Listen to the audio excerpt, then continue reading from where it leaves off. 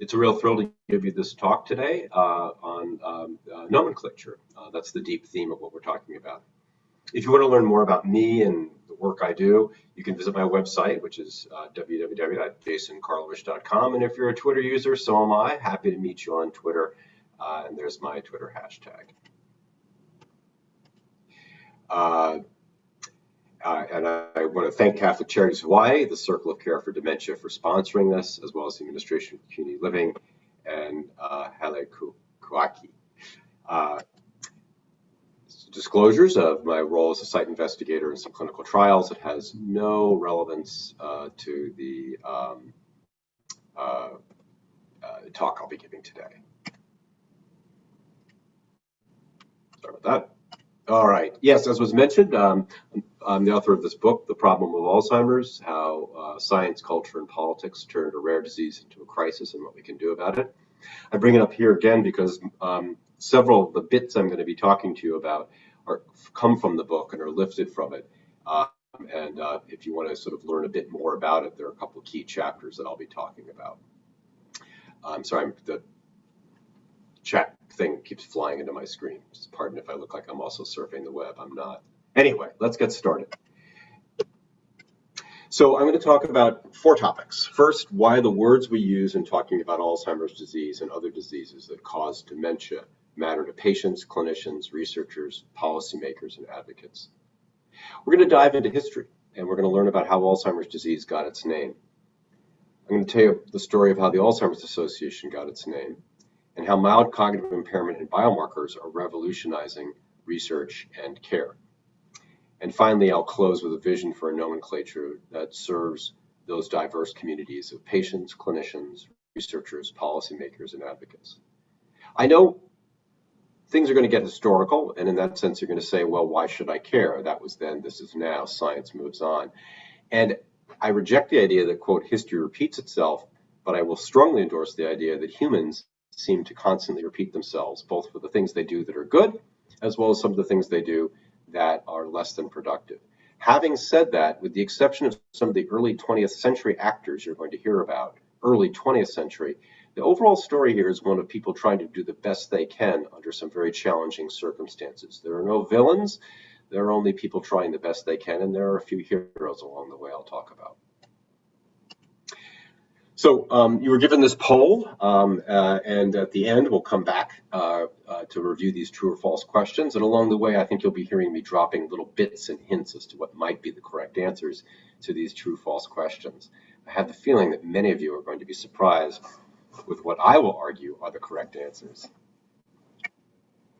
So why do the words we use matter? Well, if you start with the community of patients, the words we use to talk about Alzheimer's disease and the other diseases that cause dementia matter to patients because they're fundamentally the words we use to answer the most essential question that inaugurates the patient experience, or not, which is, what's wrong with me? And if that answer is a disease, like, say, Alzheimer's disease, or a state of disability like dementia, there was a complaint about the audio. I have maxed out the audio on my computer, so any other problems are going to be local. Yep. So if the answer is that you have a disease, that you're a person with a disease, then the nomenclature we use allow you now to go out and live with and make sense of this name by calling yourself a person living with dementia, for example, or a person living with mild cognitive impairment or Alzheimer's disease. Nomenclature matters to clinicians because they are the lexicon that I use as a clinician to answer the patient's chief complaint or chief concern. They're the language I use when I'm working with my fellow to communicate with her about what's going on. And of course, they're the language used for billing, and that matters because we need to reimburse our work. Language matters to researchers for measurement. If I haven't made that point clear, I'll make it clear on the next slide. In other words, if you can't coherently talk about something, meaning with words that make common sense, then you can't measure something. And finally, to policymakers and advocates, the words we use are very key to help rally lawmakers and the public to do things that will support the needs of patients, their families, clinicians, and researchers. And in the history of Alzheimer's disease, this was a big event that I'll talk about that occurred just a few years ago that rallied the American government to back and fund and implement a national Alzheimer's plan. So I'll talk about. Let me go into a little more detail here. Well, we begin with a problem right now in the 21st century that the terms Alzheimer's and Alzheimer's disease have at least three distinct usages. Number one, Alzheimer's is often used as an umbrella term to capture the range of diseases that the United States has a national plan to address. In other words, you will see later in the talk, I'll talk to you about our national Alzheimer's plan. Of late, that word has been changed to the novel abbreviation AD/ADRD, and I'll talk more about that.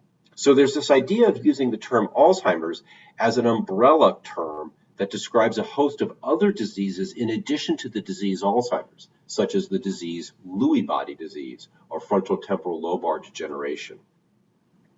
A second usage of the term Alzheimer's is as a synonym for dementia. And I think the ground zero example of the use of this as a synonym for dementia is when people say, including my own colleagues, that the person's mild cognitive impairment progressed to Alzheimer's. And I will show you how in history that came to be. And finally, a third meaning of Alzheimer's is as a specific disease with identifiable pathologies that cause specific signs and symptoms. And those pathologies have been well described since the 80s and the 90s, namely plaques of beta amyloid and tangles of tau protein.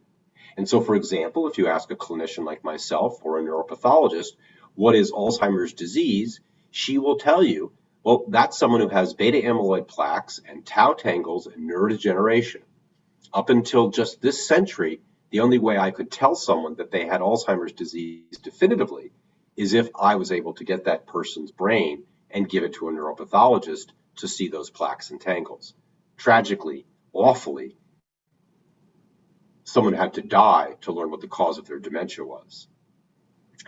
My point here, by highlighting these three different, very distinct uses of the term Alzheimer's, should make very clear, I hope, at this point on this slide, that we immediately set ourselves up for problems related to mixed messages and misunderstandings. Because if I'm talking about Alzheimer's as the umbrella term, and you're thinking of Alzheimer's as that very specific set of pathologies, well, we have two very different understandings of what that word means, even though it's the same word. I'll give you one other example of that nomenclature problem now shown in research. I went to the Alzheimer's Disease Neuroimaging's website, a federally funded clinical study that's been going on now for over a decade. Hundreds of papers are attributed to the data that have come from ADNI. And I just simply picked one at random, and it shows a very typical example of the problem with nomenclature. I picked this just randomly. And this from this abstract of this paper, Survival Analysis in Cognitively Normal Subjects and in Patients with Mild Cognitive Impairment. Background: evaluating the risk of Alzheimer's disease in cognitively normal participants and patients with mild cognitive impairment is extremely important. While MCI to AD progression risk has been studied, and you see later predictors to estimate risk of AD in patients with MCI.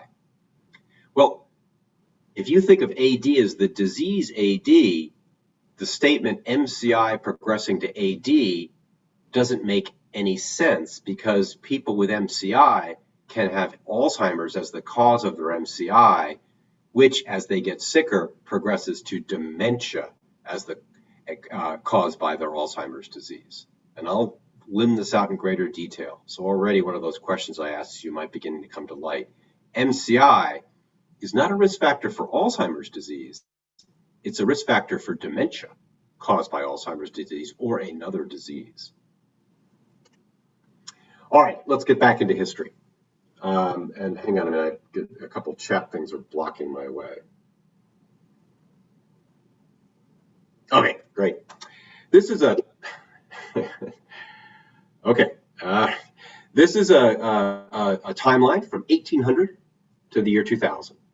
And using Google Ngram, which is a wonderful search engine that amalgamates the frequency of words that appear across all the books published in the English language, I have charted for you the history, just chronologic history of three words: dementia, Alzheimer's, and caregiving.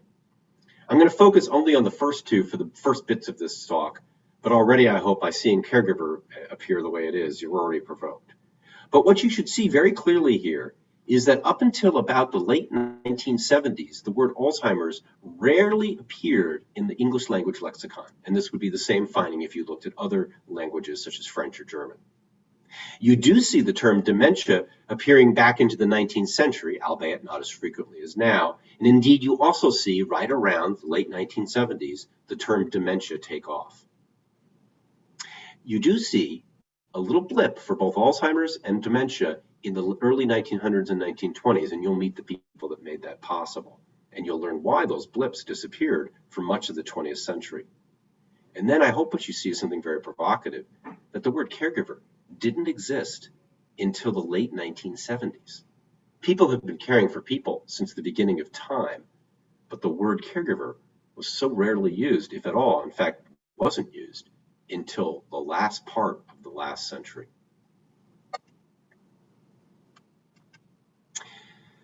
What happened in 1976, 1980? Well, many say it was an essay that was heard around the world. This essay, written by this physician, Robert Katzman, a neurologist, called The Prevalence and Malignancy of Alzheimer's Disease, a Major Killer, published in April 1976 in the Journal of the JAMA Neurology. And in a very short 1,200-word essay, it was an essay, Dr. Katzman essentially argued this, that senile as well as pre-senile forms of Alzheimer's are a single disease, a disease whose etiology must be determined, whose course must be aborted, and ultimately a disease to be prevented, said Dr. Katzman.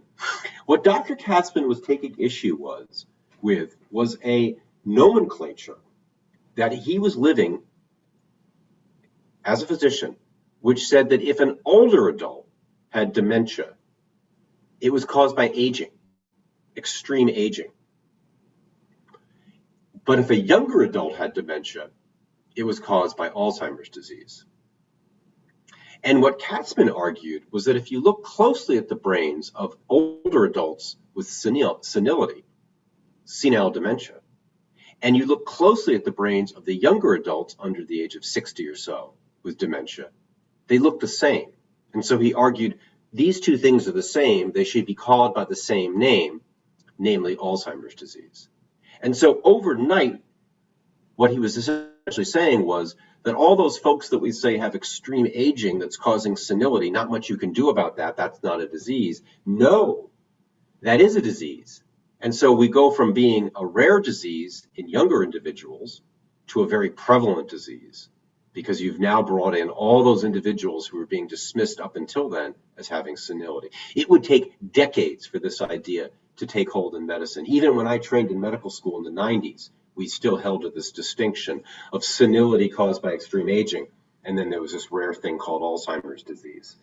It would take not until the early 21st century, I would argue, for those ideas to finally completely wither away. But he is the one that inaugurated this revolution, and you'll meet him again in a few slides.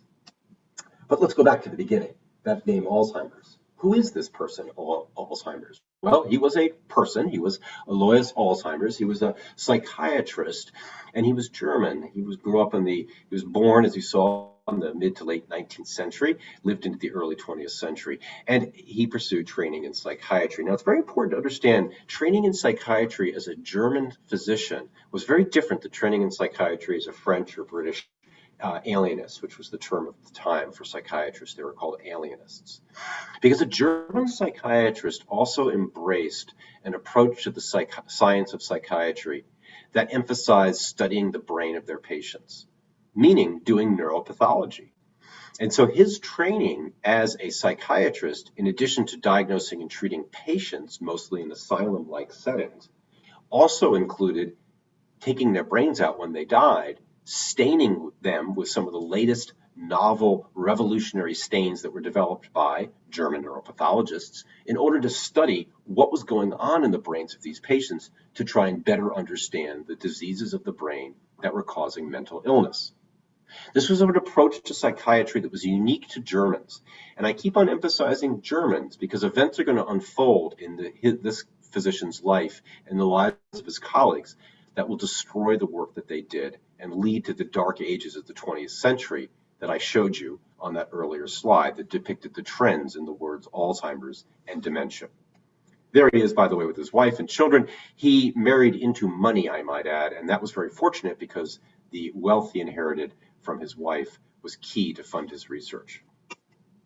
I mentioned German, and I mean that. There he is on the far left. He's a big guy, by the way, Alois Alzheimer's, and there he is with Emil Kraepelin, who you'll meet later, Gaup, and Franz Nissl. These are just a few of the German psychiatrists that he worked with. Franz Nissl is an extremely important person in the history of neuropathology. The Nissl stain bears his name, and it was one of the key stains to be able to see neurons under the microscope. These were novel technologies that allowed doctors like Alois Alzheimer's to visualize the pathologies in the brains of their patients. And one of those patients was this woman. We've now come to know her as Auguste Dieter. At the time, she was not named.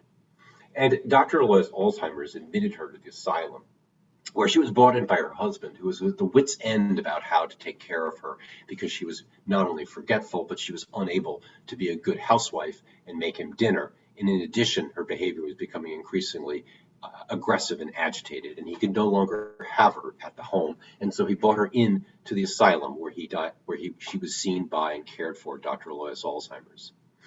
And Dr. Alois Alzheimer's was very intrigued by this patient.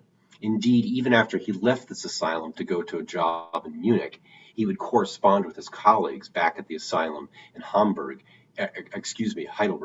in order to find out how she was doing, because he was determined to get her brain when she died. And the reason why he was very interested in this patient was because by every single clinical criteria, she was like a person with senile dementia.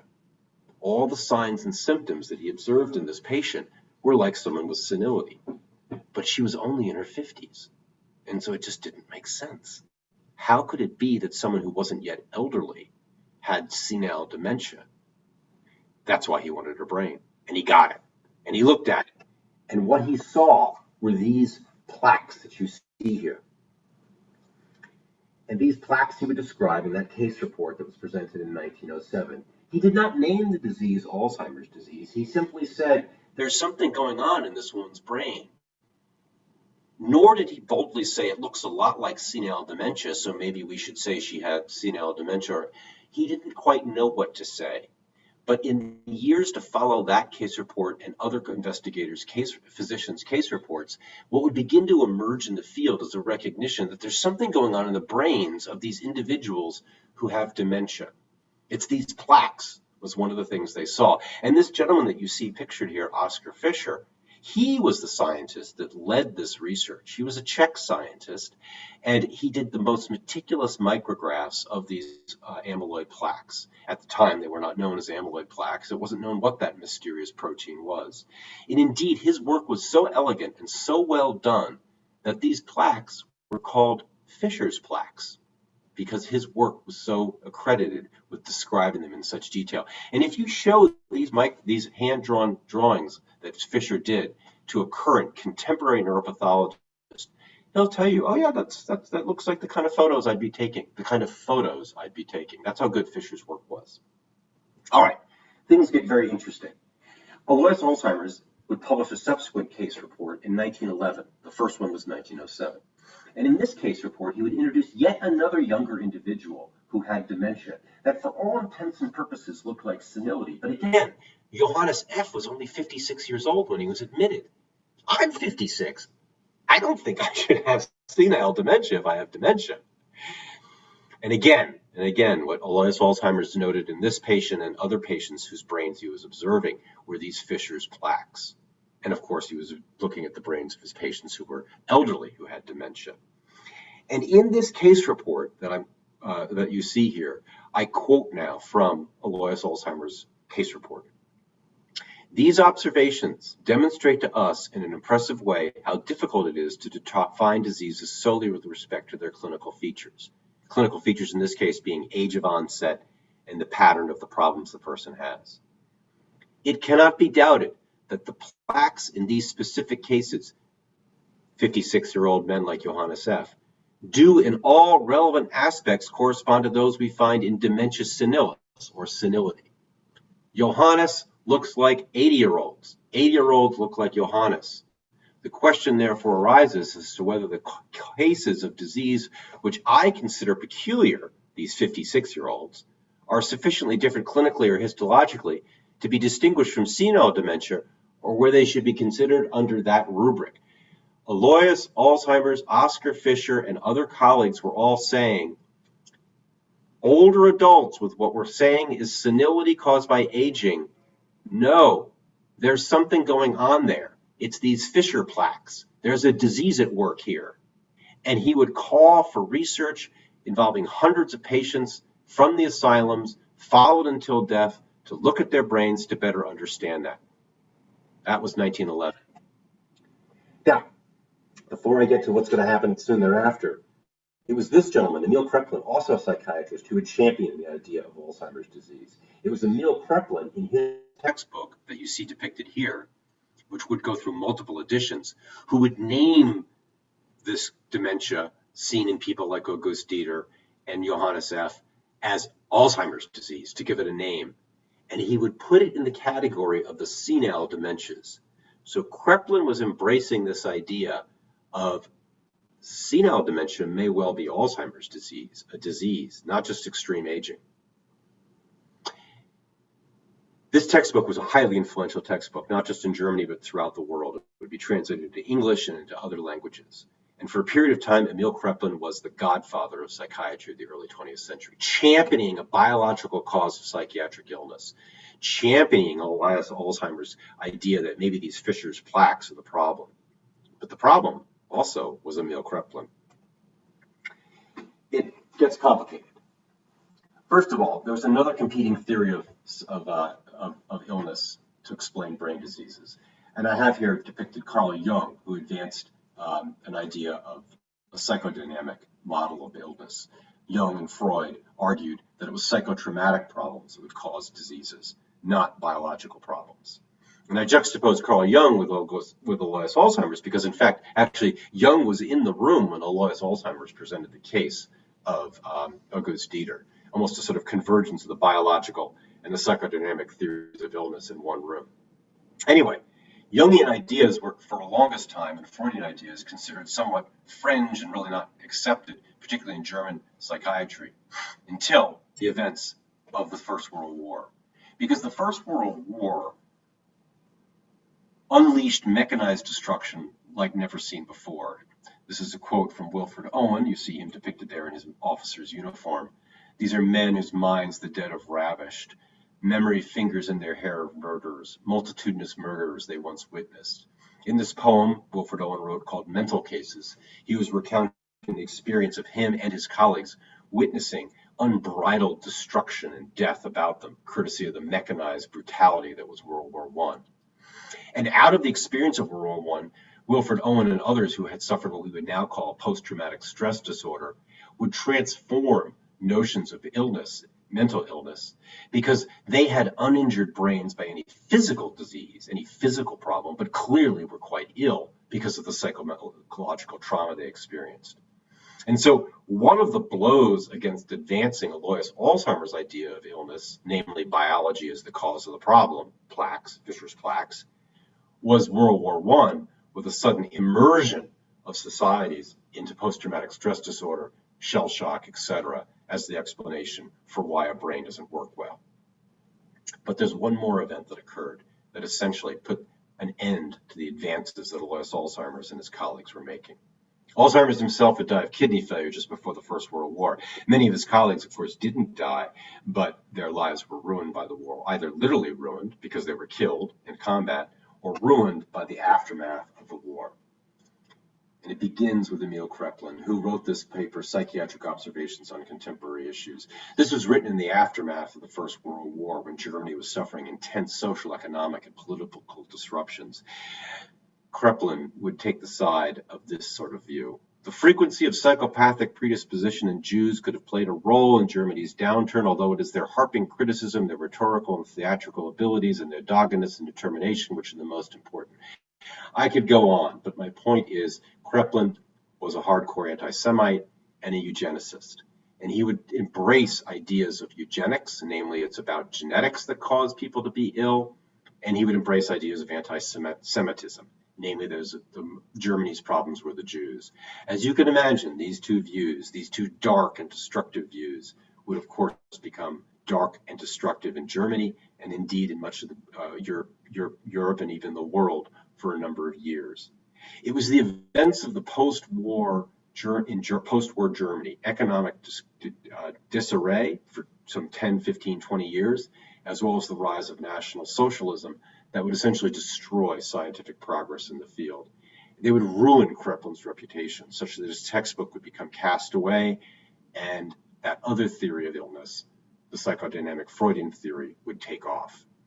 I have Oskar Fischer depicted there because after the First World War, Fischer, a socialist and a Jew, would be ostracized in his native Austria. And indeed, he would be fired from his university post, and ultimately, in the mid-1930s, when Germany occupied Austria, he would be imprisoned and within a year killed by the Nazis. His career was ruined. The progress he made simply wiped away and forgotten in history. So that's why Alzheimer's disease disappeared. And so when people like Robert Katzman showed up and witnessed, for example, his mother-in-law developing dementia, what he found was a science and a medical practice that was frozen sometime in the early 20th century, with this idea that if an older adult developed dementia, well, that was just extreme aging, nothing you can do about it unless they're so ill that they need a sedative or can't live at home anymore, in which case they'll live in an asylum or a nursing home. That's the world he inherited, a world that could have made great progress, but for the events I've described to you as a result of social and political events. And Katzman picked up sort of where Oskar Fischer and Alois Alzheimer's and other left off, namely with this observation that I've already showed you from his essay. At the time that Katzman did his work, the National Institute of Aging had just been founded at the National Institutes of Health. There was no advocacy group to advance the interests of people like his mother-in-law and others. It all had to be started. And like many self-help groups, it didn't come from the physicians and the researchers. It came from the patients. And this is Jerry Stone. Jerry Stone grew up in Chicago, working for his family's Stone Container Company, which made paper boxes. Jerry Stone would take that small Chicago-based company and turn it into a Fortune 500 company, and in the process would make himself extremely wealthy and extremely successful. And he enjoyed a life of being a leader of a Fortune 500 company, raised with a wife and kids, until something happened to his wife. In long story short, we would now say she had developed Alzheimer's disease.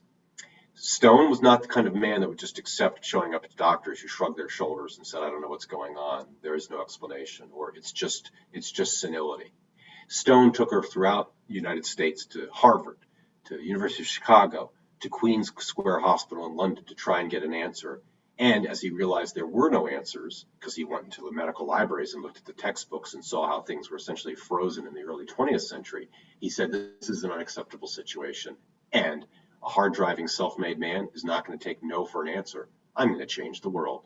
And so he would begin to look around to find who else is out there doing the work to try and raise awareness of this problem that doctors seem to know nothing about. And he went and found out about Robert Katzman.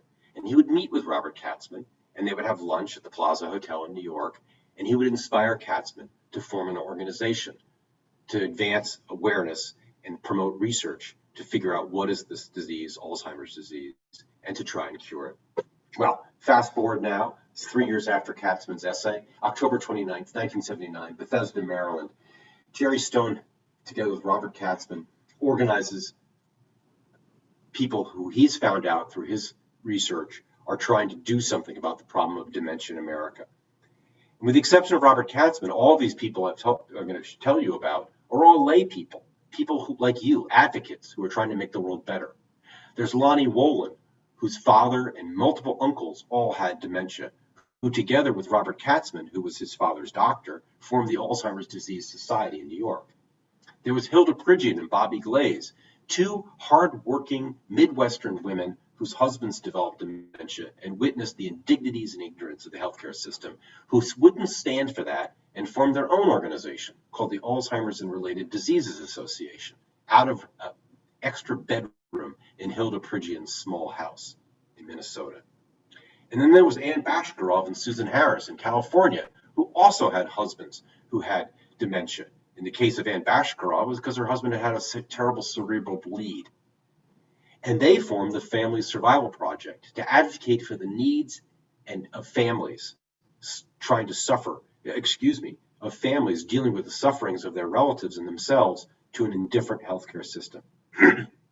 Jerry Stone brought them all together at the nascent offices of the National Institute of Aging in Bethesda, Maryland, in an effort to try and unify these disparate groups into one common national organization.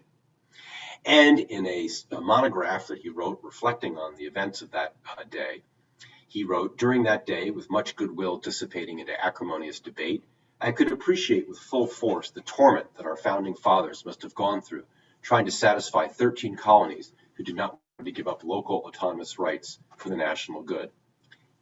October 29th was a rough day in Maryland. What was going on was this. At least three different ideas about what is the problem, and therefore what should this national organization do to address the problem. For Ann Bashkarov, the issue was the families suffering trying to take care of people with dementia, which was also a point that Hilda Pridgeon and Bobby Glaze and Lonnie Wolin and Robert Katzman appreciated. All of them had been in some sort of caregiving role. Remember, Robert Katzman's mother-in-law had dementia, and that was one of the things that motivated him to take on this problem. Their focus was, we need to take care of these caregivers.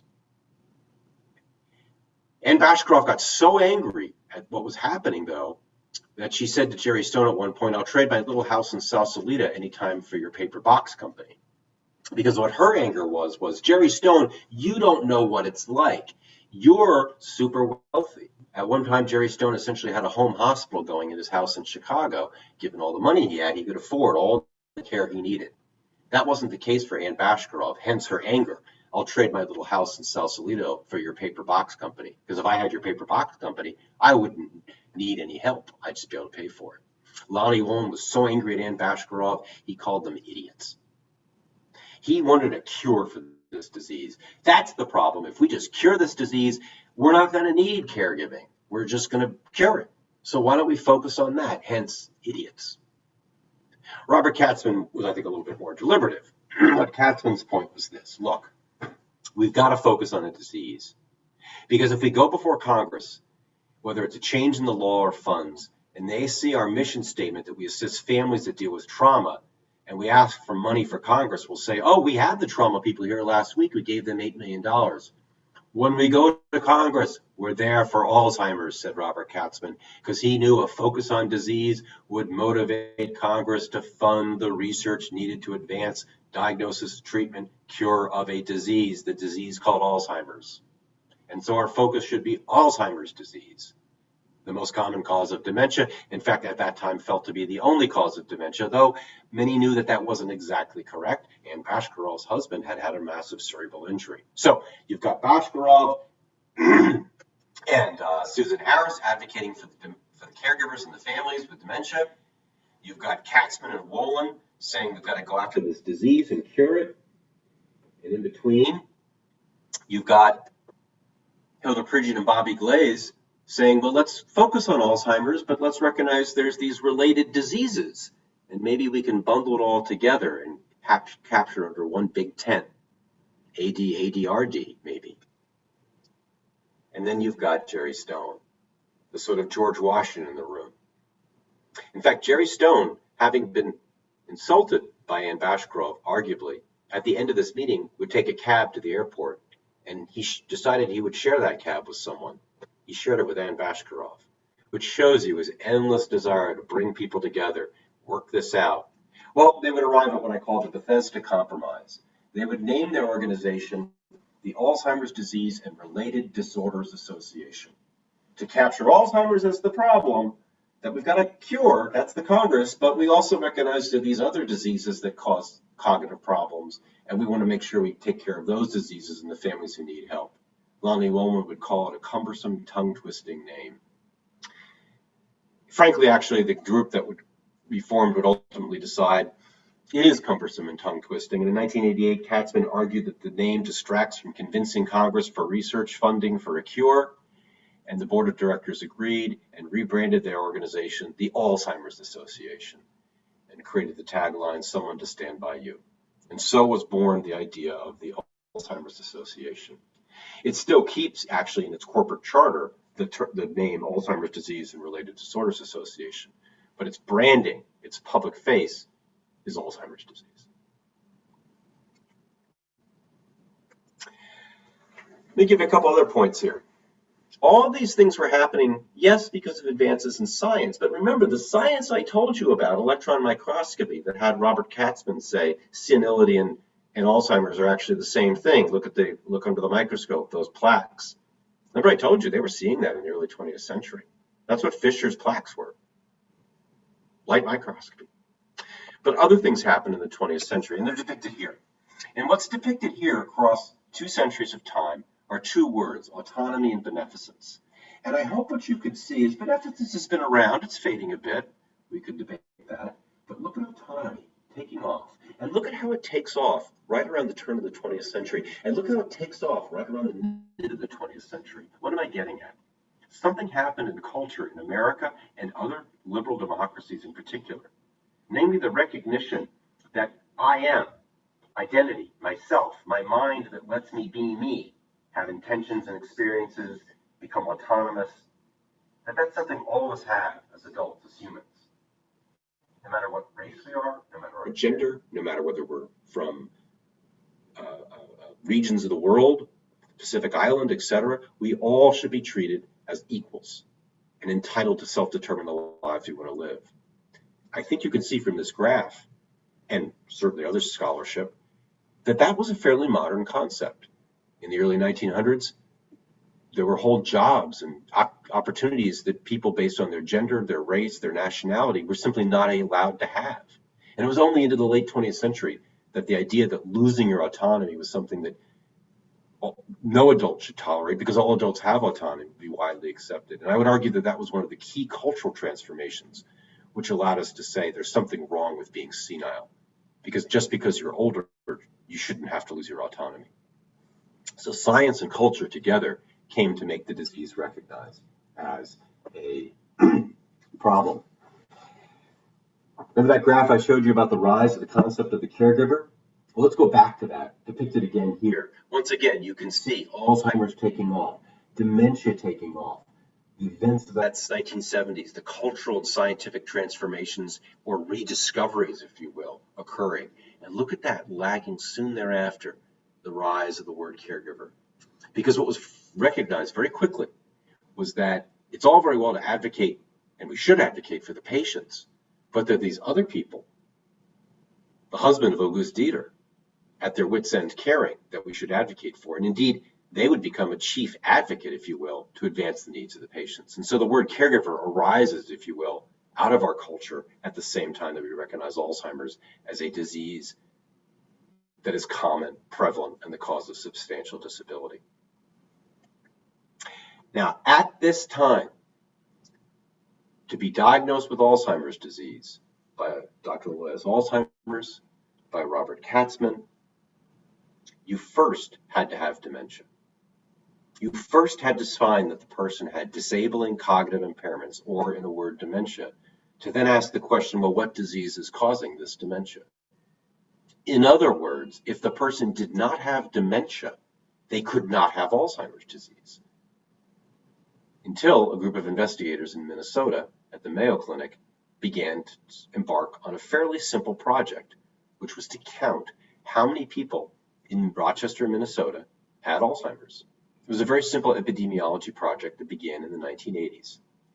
Rochester, Minnesota, at the Mayo Clinic was a perfect place to do this project because the Mayo Clinic is the clinic there, and it has a meticulous medical record, well organized.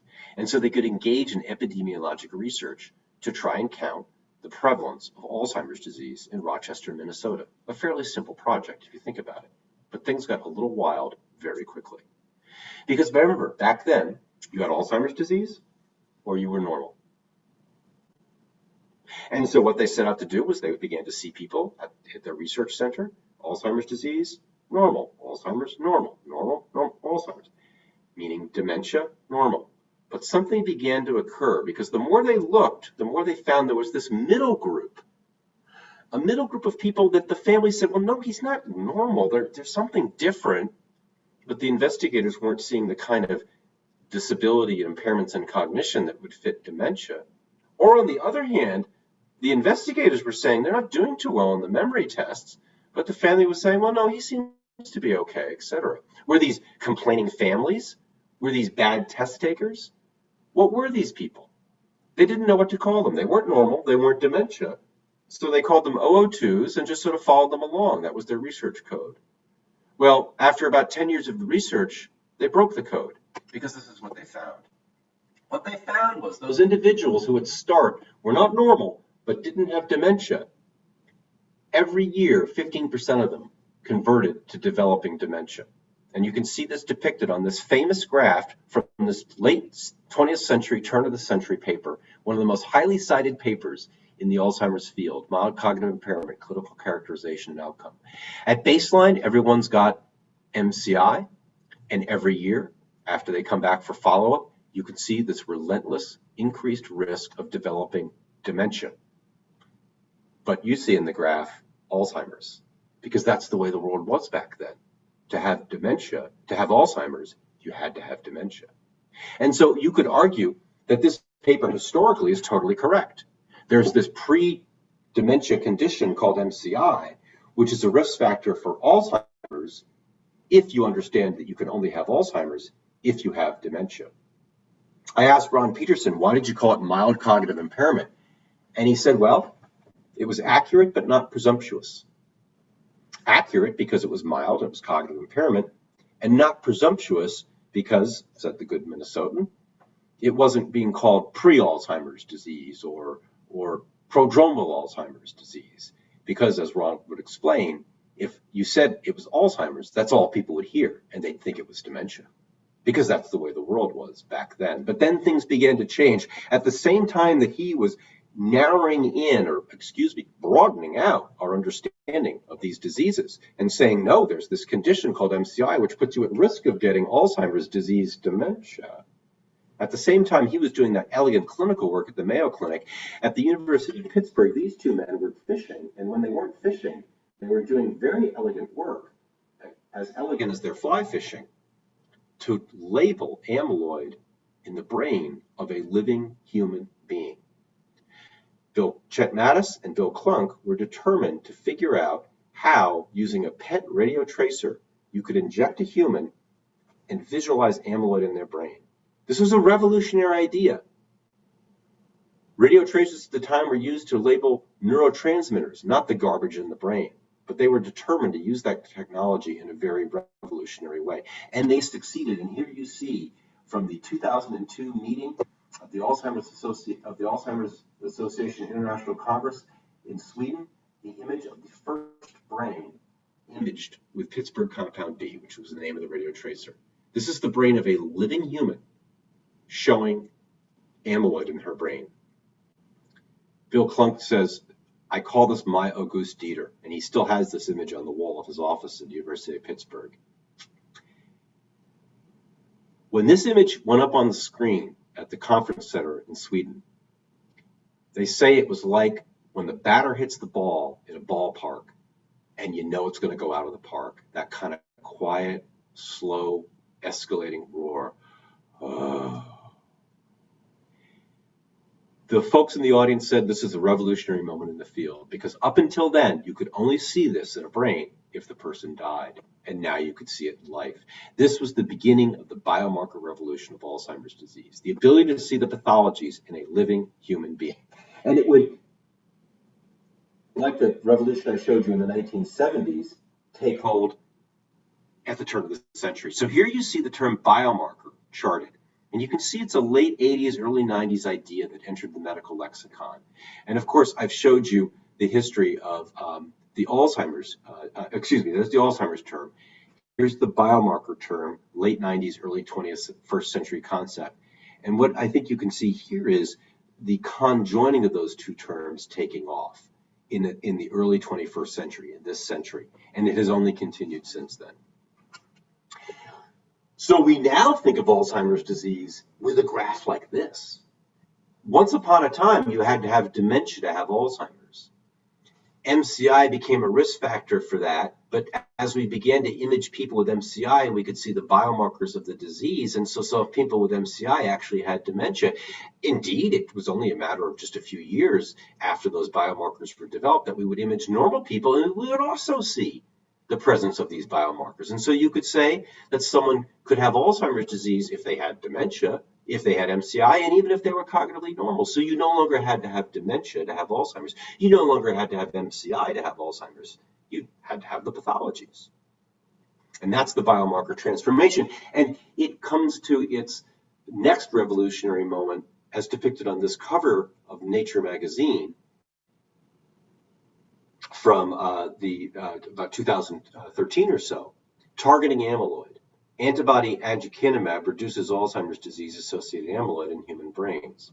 This is the drug aducanumab, which made the news about a year or two ago when FDA approved it.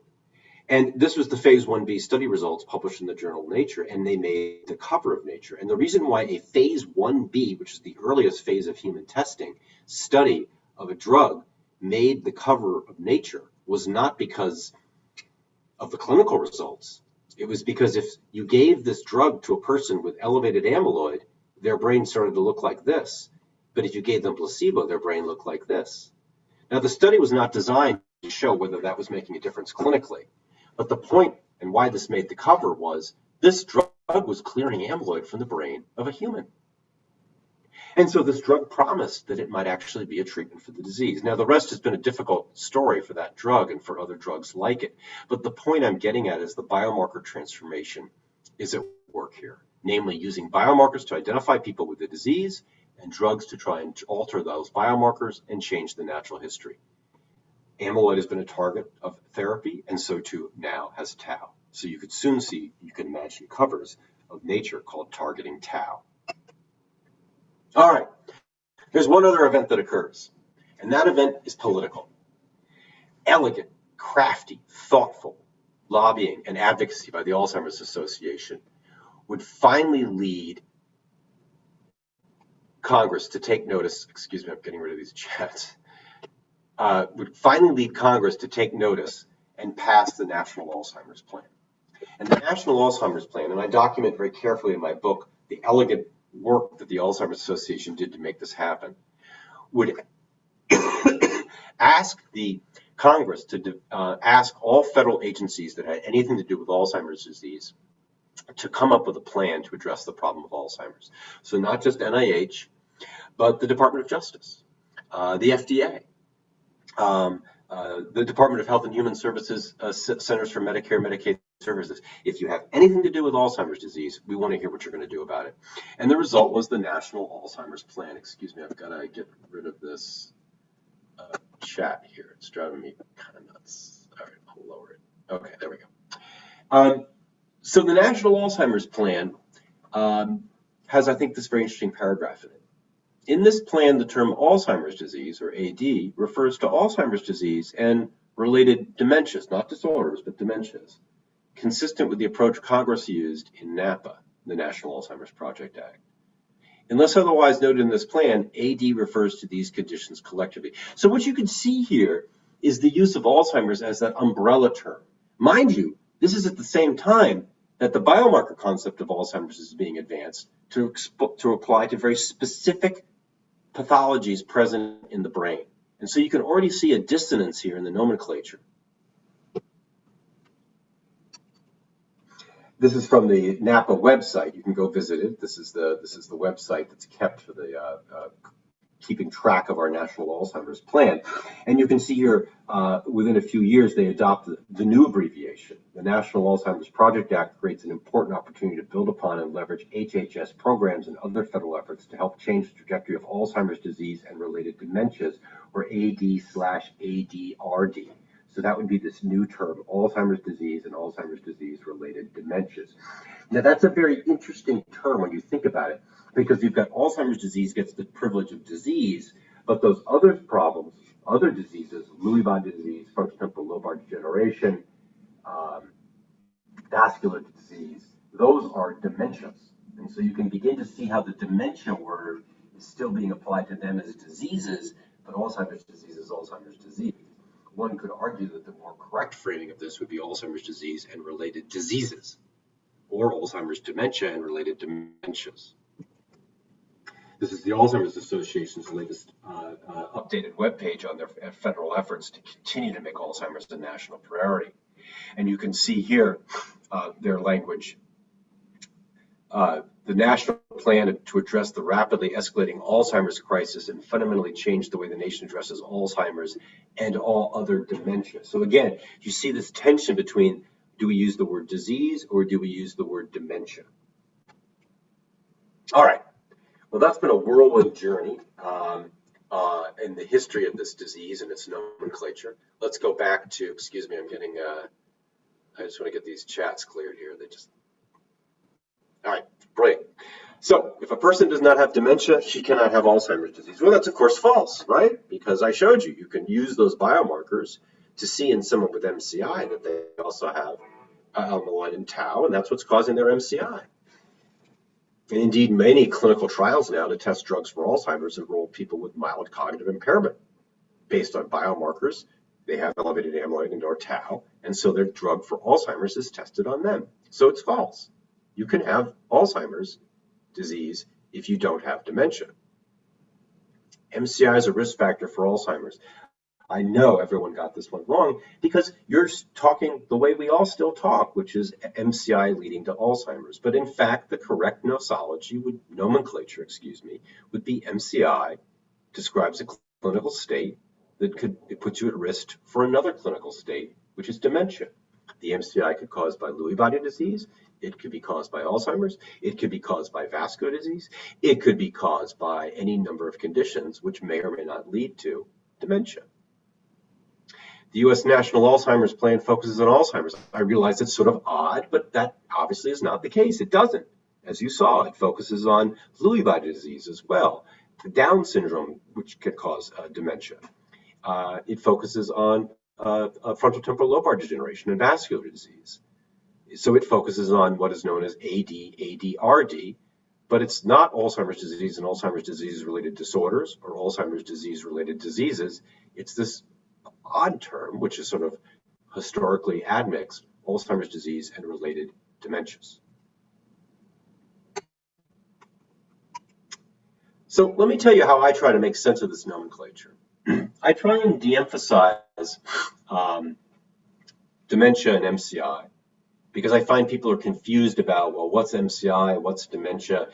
I thought MCI was a risk factor for Alzheimer's, etc.